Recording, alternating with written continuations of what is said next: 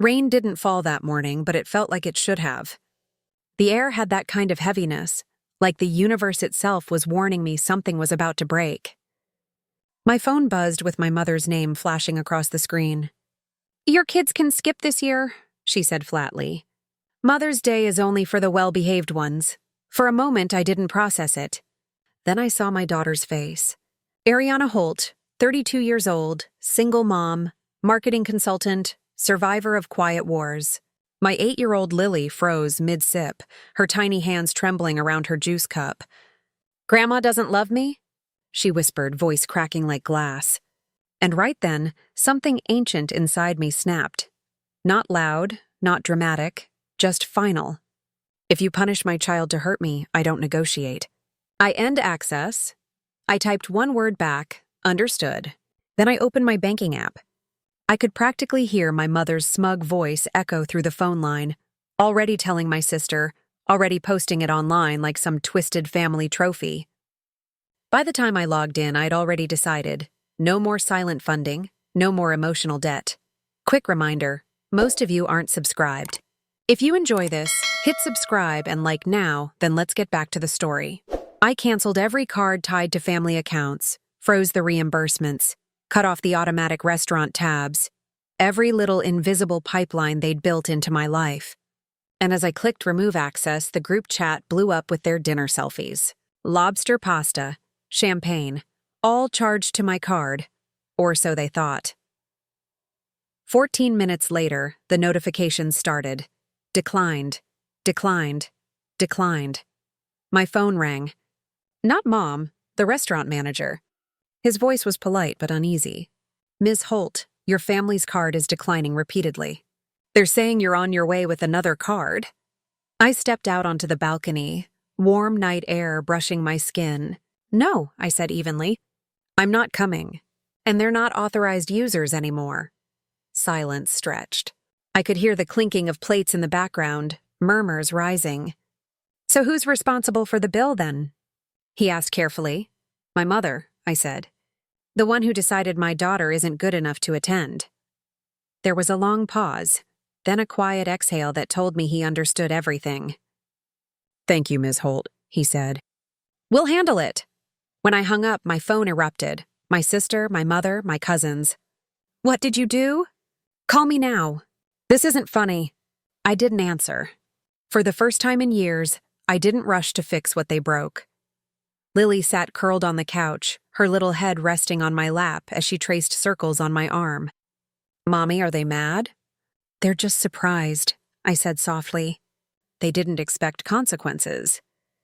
Inside that restaurant, chaos bloomed. Raised voices, waiters whispering, guests watching. For once, I wasn't the one being humiliated.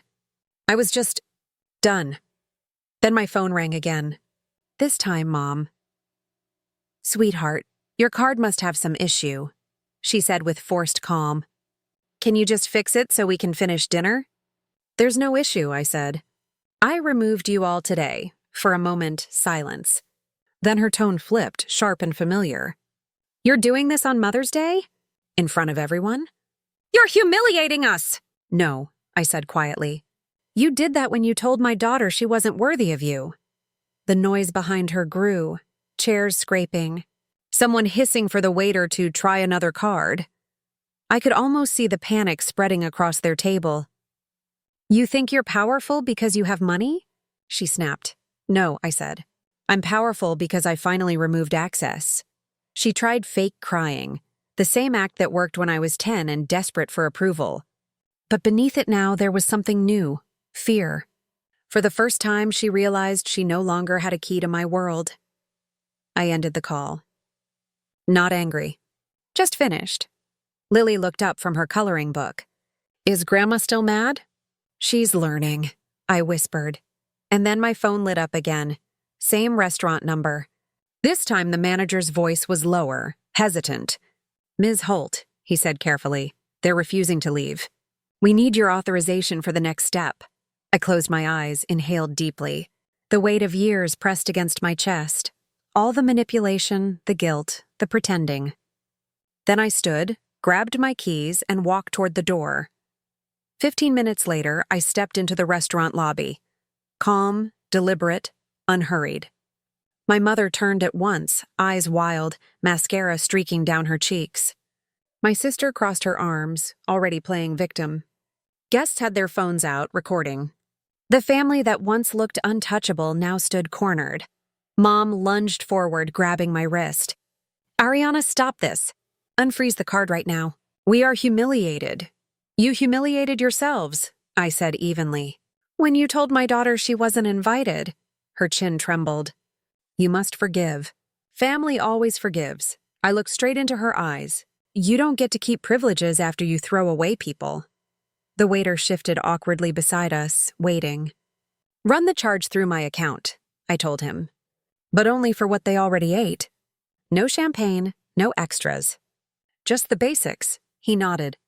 My mother blinked, realization dawning too late. As I signed the bill, I could feel her stare, a mix of shock, fury, and the faintest edge of fear. When I turned to leave, she followed me into the hallway, voice shaking. "Ariana, you're not serious about what you said earlier, right?" I faced her fully, meeting the woman who'd ruled my life for decades. "I haven't even started yet." Her mouth fell open. The elevator doors slid shut between us, and for the first time in my life, I felt free. The next morning, sunlight slipped through the blinds like nothing had happened. But the silence in the room felt different, cleaner, lighter. For the first time in years, I woke up without that familiar knot of guilt tightening in my chest. My phone, though, looked like a war zone. 15 missed calls, 9 voice messages, 6 texts. "Pick up now." "What's wrong with you?" "Fix this, Ariana." I poured cereal for Lily and tied her shoelaces while she hummed a TikTok song, completely untouched by the chaos unraveling outside our front door. That was the point. For once, the storm wasn't inside our home. It was happening out there, where it belonged. At 10:14 a.m., my bank manager called. His voice was hesitant. "Ms. Holt, your mother and brother are here demanding access to your accounts. We've informed them that all linked privileges have been revoked." I took a slow sip of coffee. "Good. Tell them to contact legal, not me." A pause. "I already did," he said quietly. By 11:02 a.m., my brother sent a photo. Him, Mom, and Dad standing in the bank lobby like 3 corporate executives whose security badges suddenly stopped working. His message was short. "Fix this now. 2 years ago, that text would have made me panic." Today, it felt like justice finally remembered my address. At 12:45 p.m., while I reheated pasta, my phone buzzed again. "Ms. Holt, this is Linda from Family Affairs Counseling," said a cheerful voice. "Your mother scheduled a mediation session for this afternoon. You're listed as attending." I almost laughed. "Listed?" "Yes, ma'am. She said you agreed." "Of course she did," I said. "They never ask. They just assign." "I'll mark you as declined," Linda said softly. "Please do." As I rinsed the pan, something clicked. This wasn't about reconciliation. It was about regaining access. They didn't want forgiveness. They wanted control back.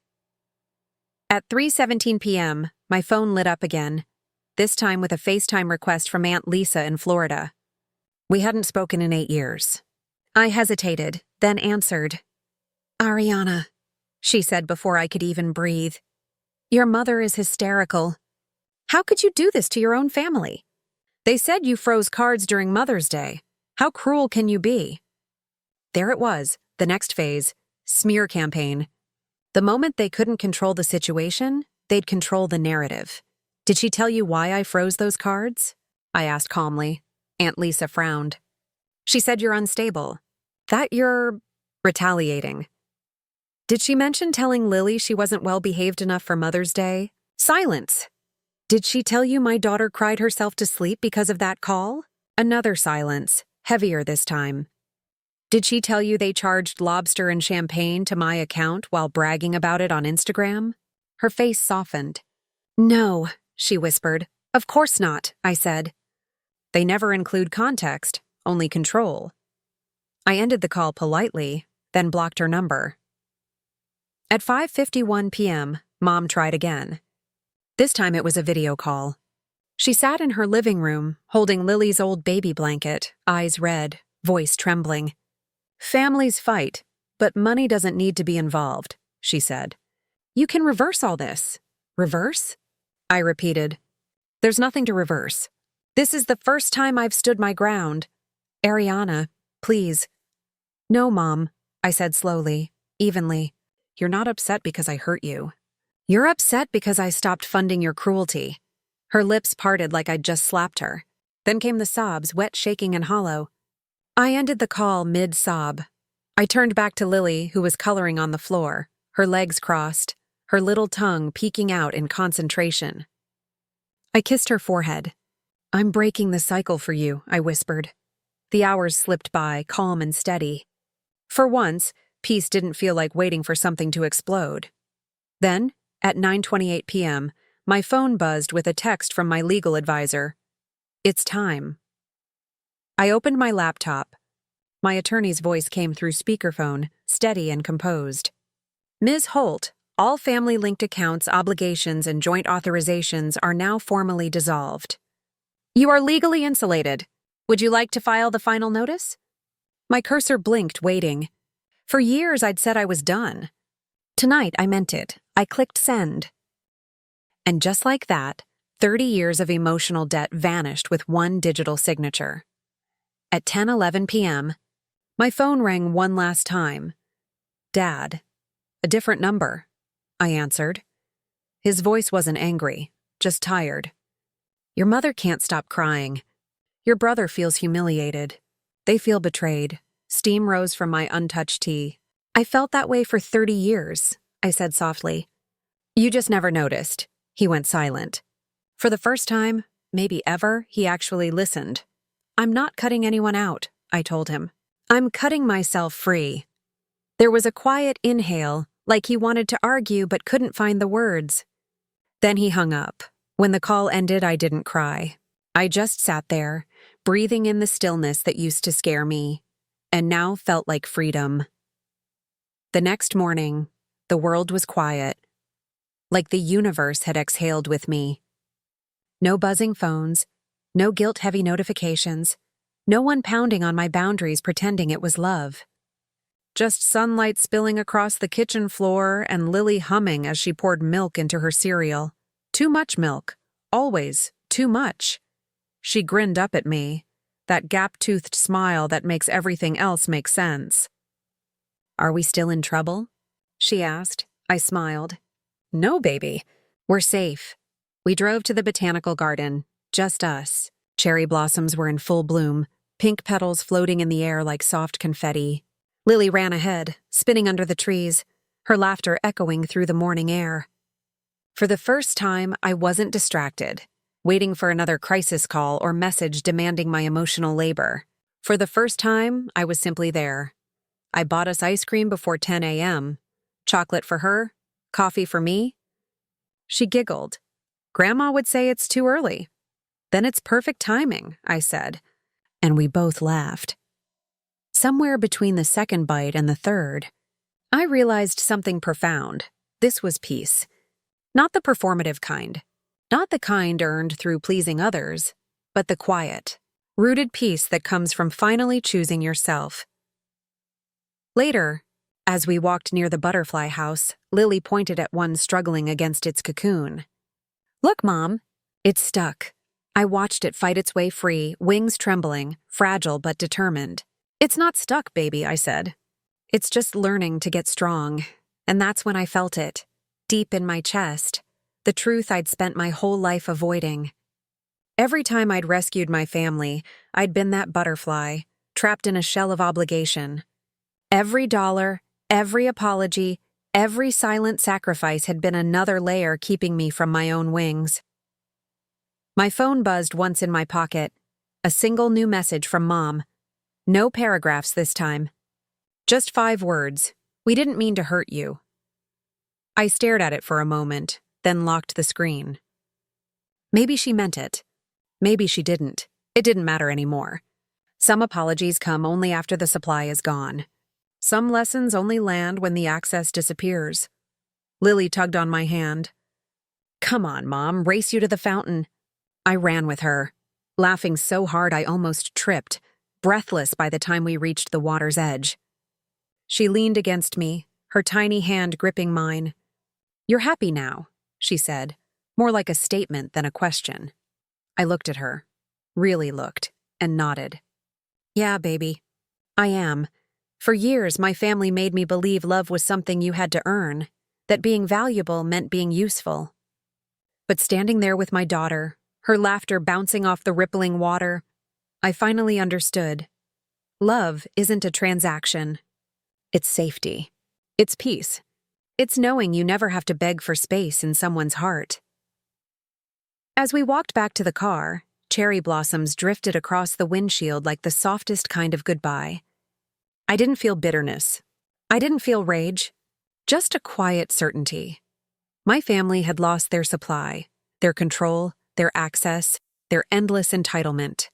But I gained something bigger, something permanent, a life built on self-respect, not fear. And as Lily rested her head against my arm, whispering, "Can we come back next weekend?" I smiled through the warmth rising in my chest. "We can come back every weekend," I said, because for the first time in my life, I wasn't surviving anyone else's storm. I'd built my own calm, for her and for me. And that's how the legacy of humiliation ended, quietly, firmly, permanently, with love finally defined on my terms.